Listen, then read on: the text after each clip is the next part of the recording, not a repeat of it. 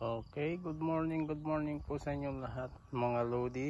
Ayan, at tingnan naman natin itong pechay na naman ni Mr. Cesar. Ayan, at yung ibang kasama po nito andun po sa kabila mga lodi, yung makinis flawless. Oh,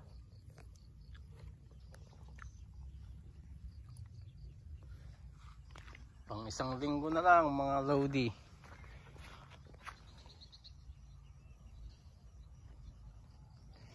Itong kanyang pechay. At makikita nyo naman. Oh, kinis.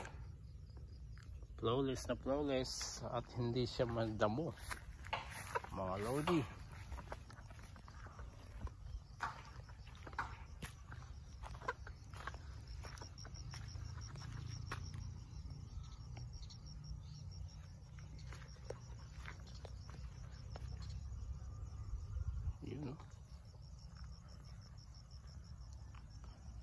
Ayos yung kapal.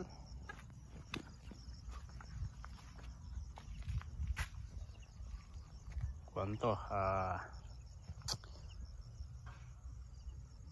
mga mahigit 1 kilo ang sinabog ni Cesar. Kinapala niya ng sabog nang sa ganun kahit umulan-ulan, dumalang man ang pagkatubo.